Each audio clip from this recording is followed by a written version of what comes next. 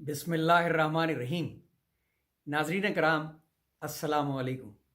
Doctor Ziaul हक शम्सी आपसे मुखातिब। ईद मिलादुन्नबी के सिलसिले में खुसूसी प्रोग्राम, आज इसका पार्ट 3 यानी हिस्सा सोम, जो कि उर्दू तर्जुमा है फ़रास अल ख़तीब की शोरा आफाक किताब लॉस्ट इस्लामिक हिस्ट्री का। आज इंशाअल्लाह ताला वही कुरान के नुज़ूल का ज़िक्र होगा, और ज़िक्र रहेगा चूँकि हुज़ूर अक़दस का, इसलिए सबसे पहले दुरूद शरीफ भेज दीजिए मेरे साथ। बिस्मिल्लाहिर्रहमानिर्रहीम। अल्लाहुम्मा सल्लि अला मुहम्मद व अला आलि मुहम्मद कमा सल्लैता अला इब्राहीम व अला आलि इब्राहीम इन्नका हमीदुम मजीद। अल्लाहुम्मा बारिक अला मुहम्मद व अला आलि मुहम्मद कमा बारकता अला इब्राहीम व अला आलि इब्राहीम इन्नका हमीदुम मजीद। सदक़ल्लाहुल अज़ीम। नाज़रीन कराम, रवायात के मुताबिक सन 610 ईस्वी में जब एक दिन आप सल्लल्लाहु अलैहि वसल्लम गार यानी गार हिरा में मौजूद थे अपनी इबादत के लिए, तो आप सल्लल्लाहु अलैहि वसल्लम ने कुछ मुख्तलिफ महसूस किया। एक फरिश्ता अचानक नमदार हुआ और कहा कि पढ़ो। आप सल्लल्लाहु अलैहि वसल्लम ने फरमाया, मैं पढ़ नहीं सकता। फरिश्ता ने दोबारा कहा कि पढ़ो। आप सल्लल्लाहु अलैहि वसल्लम ने फिर जवाब दिया, मैं पढ़ नहीं सकता। लेकिन जब फरिश्ते ने तीसरी दफ़ा आप सल्लल्लाहु अलैहि वसल्लम को कहा कि पढ़ो, तो भी आपने यही जवाब दिया। तब फरिश्ते ने खुद पढ़ना शुरू किया, जो कि कुरान की पहली आयत हैं, और इस तरह कुरान का नुज़ूल शुरू हुआ। वो आयत आपको याद होनी चाहिए। 96 नंबर सूरह अल अलक, हमने कुछ दिन पहले ही पढ़ी है। इक़रा बिस्मि रब्बिकल्लज़ी खलक़। पढ़ो अपने रब के नाम से जिसने पैदा किया इंसान को खून की फुटक से। पढ़ो और तुम्हारा रब ही सबसे बड़ा करीम है, जिसने कलम से लिखना सिखाया और आदमी को वो कुछ सिखाया जो वो नहीं जानता था। सदक़ल्लाहु। आप सल्लल्लाहु अलैहि वसल्लम ने फरिश्ते के अल्फाज दोहराना शुरू किए। तब फरिश्ते ने बताया, मैं जिब्राइल हूँ, एक अल्लाह का भेजा हुआ फरिश्ता, और मोहम्मद सल्लल्लाहु अलैहि वसल्लम आप अल्लाह के पैगंबर हैं। आप सल्लल्लाहु अलैहि वसल्लम बहुत घबराए और फौरन अपने घर लौट गए। आप सल्लल्लाहु अलैहि वसल्लम ने बीबी खदीजा रज़ियल्लाहु तआला अन्हा से इस वाक़े का जिक्र किया, जिन्होंने फौरन ही आप सल्लल्लाहु अलैहि वसल्लम की बात का यकीन कर लिया। खदीजा रज़ियल्लाहु तआला अन्हा ने इस वाक़े का जिक्र अपने चचाजाद, जो कि ईसाई और यहूदी इल्हामी किताबों से वाकिफ़ थे, जिक्र किया, तो उसने फ़ौरन मोहम्मद सल्लल्लाहु अलैहि वसल्लम को हज़रत मूसा अलैहिस्सलाम और हज़रत ईसा अलैहिस्सलाम के बाद अल्लाह का पैगंबर कबूल कर लिया। इस तरह आप सल्लल्लाहु अलैहि वसल्लम ने अल्लाह के पैगंबर की हैसियत से अपनी मुहिम का आगाज़ किया। बीबी खदीजा रज़ियल्लाहु ताला अन्हा दुनिया की पहली फ़र्द हैं जिन्होंने आप सल्लल्लाहु अलैहि वसल्लम को सबसे पहले अल्लाह का पैगंबर तस्लीम किया और ईमान ले आईं। आप सल्लल्लाहु अलैहि वसल्लम ने फ़ौरन ही अपने करीबी अजीज़ों और साथियों को इस्लाम कबूल करने की दावत दी।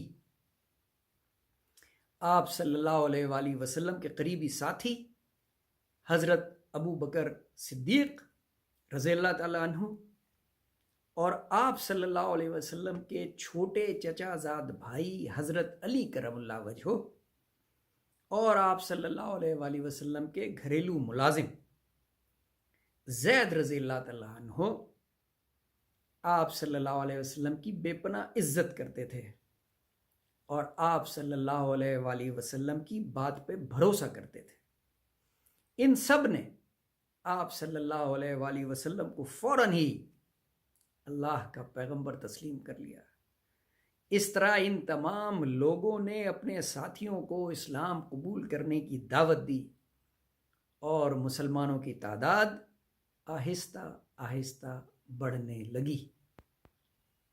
شروع میں تبدیلی مذہب کی دعوت خاموشی سے دی گئی، اس لیے کہ اس وقت مکہ میں 1 سے زائد خداؤں کی پوجا کی جاتی تھی، اور اب ایک خدا کو ماننے کا پیغام ان لوگوں کے لیے خطرے کی علامت سمجھا جانے لگا۔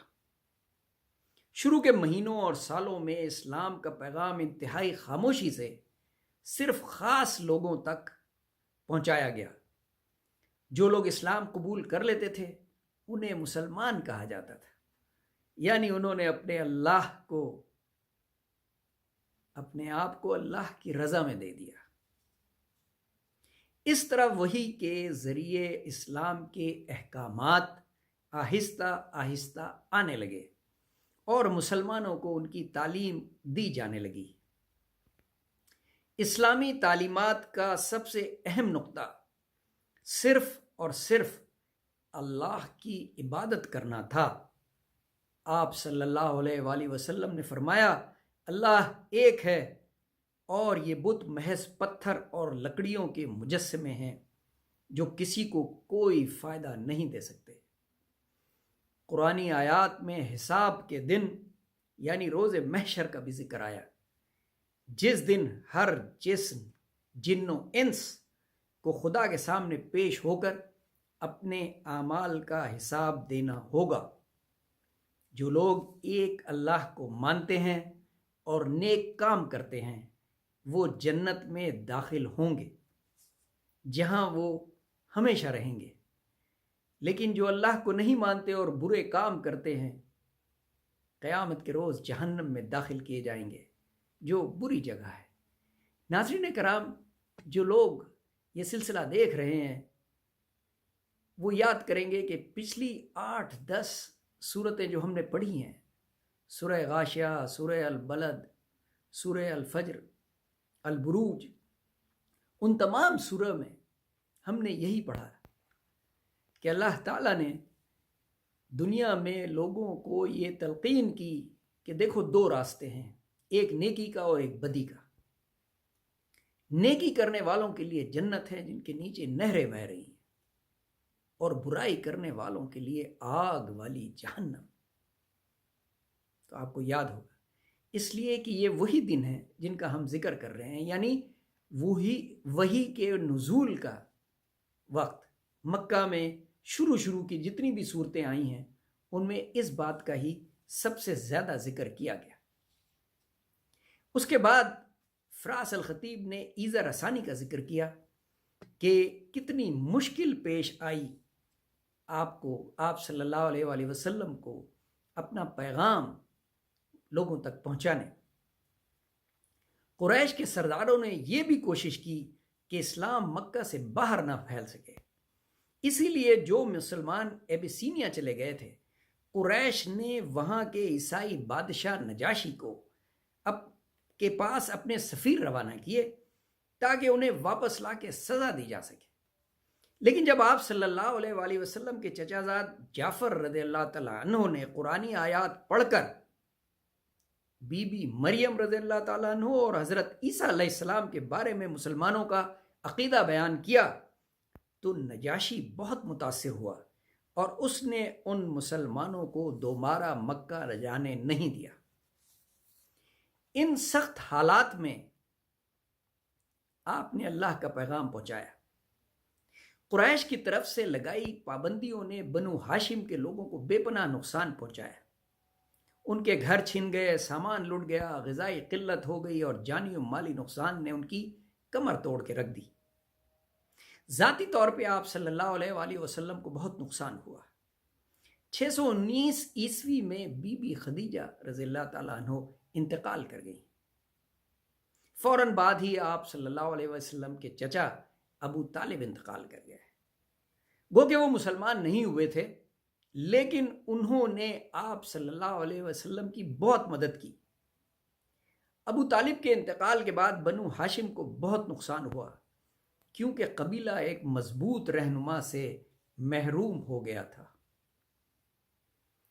اپنے خاندان کی مدد ختم ہونے کے بعد اور طائف کے انکار کی وجہ سے اور بنو ہاشم پہ ڈھائے جانے والے مظالم کی باعث آپ صلی اللہ علیہ وآلہ وسلم نے مکہ سے ہجرت کا ارادہ کیا۔ مکہ کے شمال میں 300 کلومیٹر پہ ایک نخلستان تھا جس کا نام یثرب تھا، یعنی مدینہ۔ وہاں دو بڑے قبائل اوس اور خزراج سن 610 عیسوی سے آپس میں اختلافات میں الجھے ہوئے تھے۔ اس کے علاوہ وہاں کے یہودی قبائل بھی عرب قبیلوں سے اختلافات رکھتے تھے۔ آپ صلی اللہ علیہ وآلہ وسلم یثرب میں ایک انتہائی ایماندار، دیانتدار اور معتبر شخصیت کے طور پہ جانے جاتے تھے۔ سن 620 عیسوی میں یثرب کے ایک وفد نے مکہ میں آپ صلی اللہ علیہ وآلہ وسلم سے ملاقات کی اور آپ صلی اللہ علیہ وآلہ وسلم کو مدینہ کی طرف ہجرت کرنے کی دعوت دی۔ آپ صلی اللہ علیہ وآلہ وسلم نے اس دعوت کو قبول کرتے ہوئے مسلمانوں کو ہجرت کی ترغیب دی، اور آپ صلی اللہ علیہ وآلہ وسلم اپنے قریبی ساتھی حضرت ابو بکر رضی اللہ تعالیٰ عنہ کے ہمراہ 622 عیسوی میں سب سے آخر میں سفر ہجرت پہ روانہ ہوئے۔ گو کہ قریش نے آپ صلی اللہ علیہ وآلہ وسلم کو قتل کرنے کا منصوبہ بنایا، لیکن اللہ کی مدد سے آپ صلی اللہ علیہ وآلہ وسلم محفوظ رہے۔ یثرب، جس کا نام تبدیل کر کے مدینۃ المنورہ رکھ دیا گیا تھا، آپ صلی اللہ علیہ وسلم وہاں محفوظ تھے اور اسلام کی دعوت دینے میں کسی قسم کی پریشانی نہیں تھی۔ خواتین و حضرات، آج کے لیے یہیں تک۔ انشاءاللہ تعالیٰ اگلی نشست میں مدینہ میں کس طرح آپ صلی اللہ علیہ وآلہ وسلم نے پہلی اسلامی ریاست قائم کی اور کس طرح اسلام کو پھیلایا، ذکر کریں گے۔ بہت شکریہ، اپنا بہت خیال رکھیے گا۔ اللہ حافظ۔